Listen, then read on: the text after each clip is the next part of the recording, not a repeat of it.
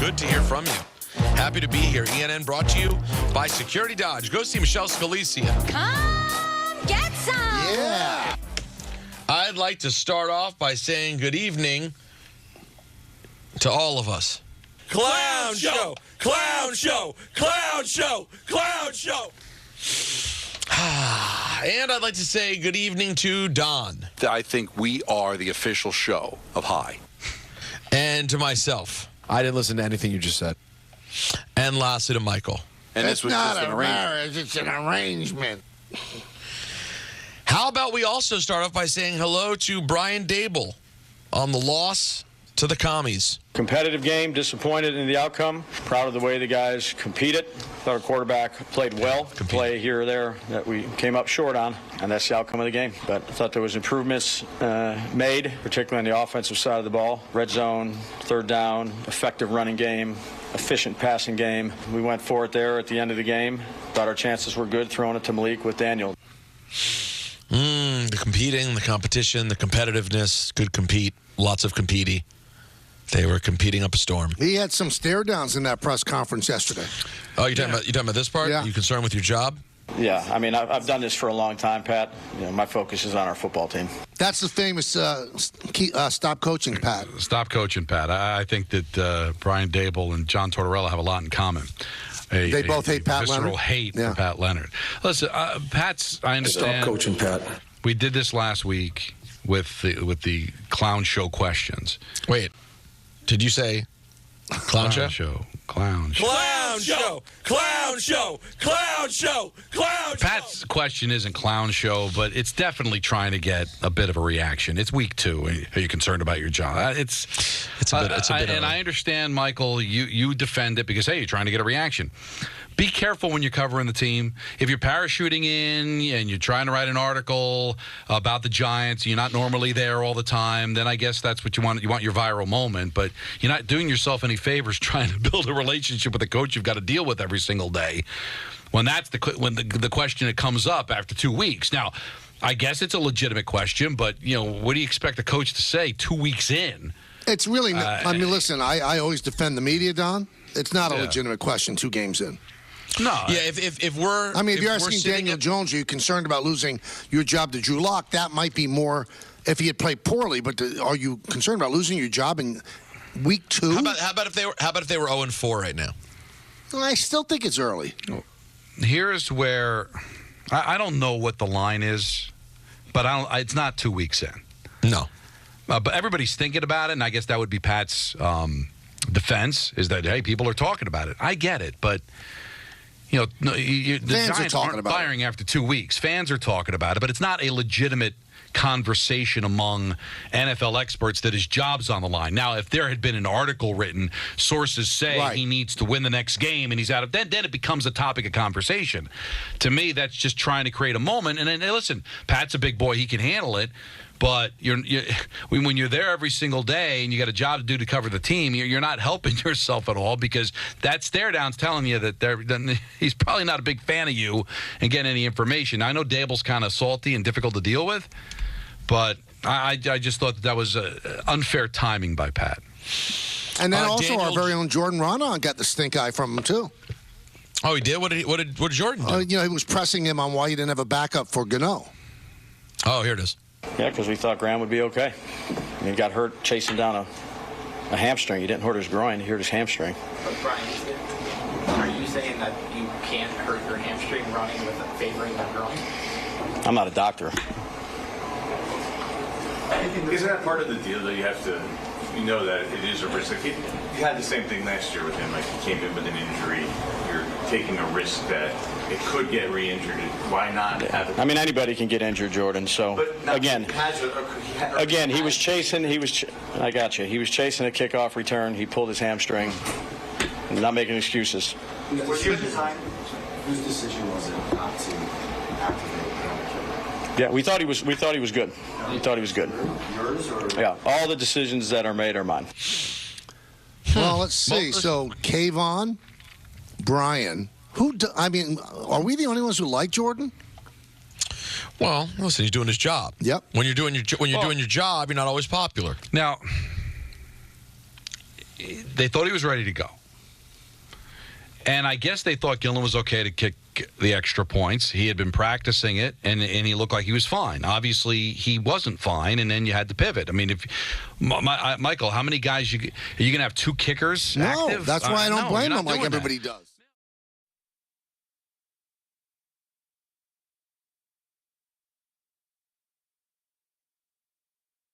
He can kick extra points and field goals. His first one missed by a mile. Dable pivoted and went a different direction. I cannot kill Dable over it. I know people are going to because it obviously did not work out.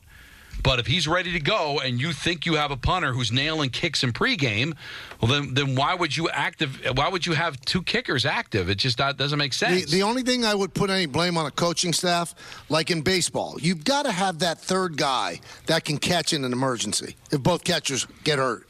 You have to have somebody on your team that can kick an extra point. You just got to make sure that, and usually it's the punter, but he gave up on him. He got spooked after the first miss. Now, if you want to criticize that and say, well, listen, if he's nailing them in pregame, and according to the broadcast, he came out at halftime and was nailing 50-yarders, should Dable have said, okay, maybe that was just a freak, weird thing. Let's give him another chance. But then if he gives him another chance and he misses, then Dable's going to get killed. How do you give him another chance? He missed the first one by 10 yards. So you can't. It's a tough spot, man. Listen, I'm down on the Giants. I don't know if I have a coach. It looks like I don't have a quarterback. It looks like it's going to be another lost season for the Giants. But they should have won that game yesterday. Well, if they have a kicker, they win. You do have a wide receiver, and Malik Neighbors was asked about the drop on the final drive. I'm disappointed. No matter how good of a game you can play, that last play came down to me. I'm hurt that I let those veterans down. I mean, they know what kind of player I am. Dex, Burns, Isaiah. I know what kind of confidence they got in me. Just letting those guys down, I don't want to never let my team down. The main motto that's in my head is don't let my team down. I let my team down. Well, I'll say this. 2 games into the Malik Neighbors experiment, that is one thing that I think I'm ready to safely declare he was a great How do you pick. not love him? He's a good kid and a great player. Now, it's a shame that we have to compliment somebody for doing their job and meeting with the media, but we've seen plenty of players that have that happen, that disappear, or they'll talk about what a great game they had and what are you focusing on one play. He owned it, and you could see just how utterly devastated he was after it happened. He was so upset. I mean, it happens. And who was the defensive back yesterday in the Cincinnati game? With that, it was an awful pass interference. It cost them the game. You saw Burrow throw his helmet. But good teams and good players stand up after they make a mistake like that. And you got to feel pretty good about it. He had a great game, and I thought he handled that situation very well. Let's hear from Aaron. One thing, whoever plays Kansas City in the Super Bowl should, just pay Lou Anarumo like $500,000 to come up with the defense. He's the one guy that stops Patrick Mahomes. Mahomes had an awful game yesterday. He cannot play against that Cincinnati defense. And they don't seem like they have any trouble going to Kansas City. No. And playing well. They go heads up with them every time, just as Don picked. Let's hear from Aaron Rodgers on his first win as a Jet quarterback. Technically my second. We all know that. Somehow the first one counts. 4 important plays. Yeah, well, I don't know if they count on that, but it feels great. It feels great. It's been a long time coming. I was telling Evan, in the post game on the field, I hadn't had that in a long time. Being able to have that interview on the field after the game means you won, means you played halfway decent. So good to get a win. These are kind of the games you look back on late in the season and you're thankful that you won these, because we want to be a great team. We got to win in these type of environments against teams like that. How about that, Peter? Huh? Shout out for Evan Washburn. Yeah, how about that? Evan Washburn, as I told Evan Washburn. Not a guy you think would leave any kind of impression, but he did with Aaron. I mean, that hair, that leaves an impression. I love Bobby. I love Washburn. That's who I'm writing in for president. Evan Washburn, someone you can trust in this country. Let's hear the thoughts from Aaron Rodgers on the touchdown pass to Breece Hall. I screwed up the clock. We called timeout, and Breece comes over and goes, "Hey, throw me a go ball if there's a backer out there." I said, that's basically how it went. So he split up there. They walked the backer out there. And I dropped back and looked inside for a second. And by the time I looked to him, he was 3 or 4 yards past him. I kind of didn't throw the best ball.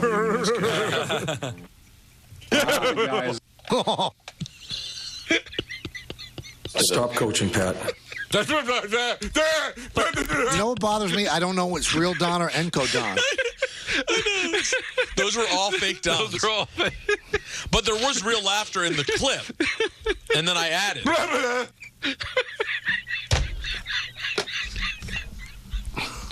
The timing of that first one was terrific. The Carolina Panthers are benching the former first overall pick, Bryce Young. He's not good at his job. Who, Bryce Young? We don't know that because he's on the Carolina Panthers. Do we know? Are they even a real football team? Well, we'll find out when they send out the red rifle next week. Andy Dalton, who is 52, gets the start for the Carolina Panthers. There's people out there be like, yeah, I guess you're right. Yeah, 52 sounds about right. Also, let's hear from Trevor Lawrence and his Jaguars. 0-2. How you feeling? I mean, we suck right now, so I'm pretty shocked. You know, obviously we had a great offseason, great training camp, and we got to figure it out. Guys. Please kill Uncle Don. We suck right now. Yeah, we hear you. It's tough, this football thing, man. You look at these standings. No, it's the Baltimore Ravens, who thought they. I mean, think about it. If you were a Raven fan yesterday, Former you have Giant. just gotten a cousin. Current Raven. If you go to a Raven game 2 against the Raiders, it's a celebration. You know you're going to see a win, and then they're up, Don. Like that was a guaranteed win. Why can't you just give love to Gardner Minshew? Why can't you do that?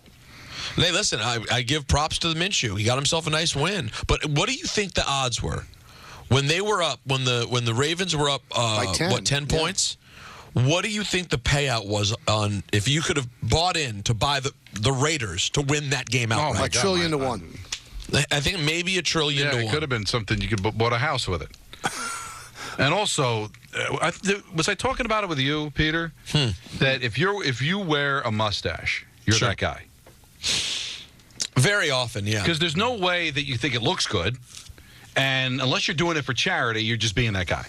Or you lost the mustaches bet. look good on people. No. It didn't not a soul. mustache Not didn't look anymore. good on Tom Selleck. I mean, that was 40 years ago, Mike. Well, okay, If it but was a day. he did live. But now when people do it, they're being ironic. They're being that guy. Look at me. So Austin Wells, you feel, is that guy? Yes. Oh, yeah, sure. Wow. In 2024, if you're wearing a mustache, you either lost the bet or you're trying to be that guy. Nobody looks in the mirror and goes, yeah, that's it. Austin Wells trying to be that guy. Now, that doesn't mean you're a bad guy. It just means you're wearing it. This makes like, I don't care what people think, or, something to that effect. Not looking in the mirror going, all right, that's the look. That's me. That's what I'm about.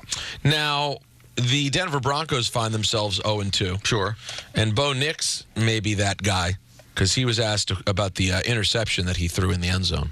Can you take us through the interception in the end zone? Chop back, threw it to the other team.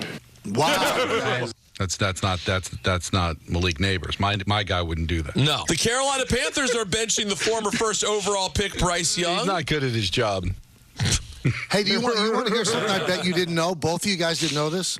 Sure. So you watch the Yankee games, Don? No, sure. Notice I didn't say Peter. And we have the FanDuel thing that pops up, and there's a young lady who goes, prop bet, whatever. You know who I'm talking about, Don? Yeah. She's kind of got a raspy voice. Mm-hmm. Did not sound where I thought you were going. Sean Payton's daughter. Yeah. Wow. How about that? I did not know that. Yep. Wow. She's an actress, and she got that gig. I did not know that. Well, now you know. Yeah, that was really riveting stuff. Now, real quick, after week 2 of the ESPN New York Survivor Pool, the stats are in, guys. Only 1,076 players remain of the nearly 5,000 who registered. Wow, that's quick. For the $2,000 prize pool, this week's total eliminations, 1,214. That's right, 1,214, with 570 coming from the Ravens' loss alone. Oh, too bad. The Chargers were the most picked team and helped 598 players survive. There you go. Personalities remaining from the station: Donnie Pucks, Ty Butler, Chris Carlin, Chris Canty, Michelle Smallman, and Evan Cohen. Notice no Peter Rosenberg or Michael Kay. We're out early and often. So, because you know what? You know the path I'm on. Clown show, clown show, clown show, clown show. So the only personalities on 880 are myself and Ty. That's right. Yep. That's right, man. So Rick God and bless. Dave are out, too. Interesting. Yep. That'll do it for ENN, brought to you by Security Dodge. Shop 24/7 at securitydodge.com during their Ram Power Days. Now, remember, everybody, in the 5 o'clock hour, it's the NFL yesterday. Oh, I can't wait. Yeah, so that'll be breaking it down for the people, as we like to say. Oh, yeah, we go back to yesterday, you see, and we relive what happened. We give you the sights and sounds of the NFL Week 2. And it's a play on, the NFL today, but it's the NFL yesterday. But it's yesterday, you see. See what we did? We spun it a little bit. That's right. Spun it for you. Anyway, we'll spin your phone calls in just a second. Peter, is this a better help for you, or they just repeat that line for me?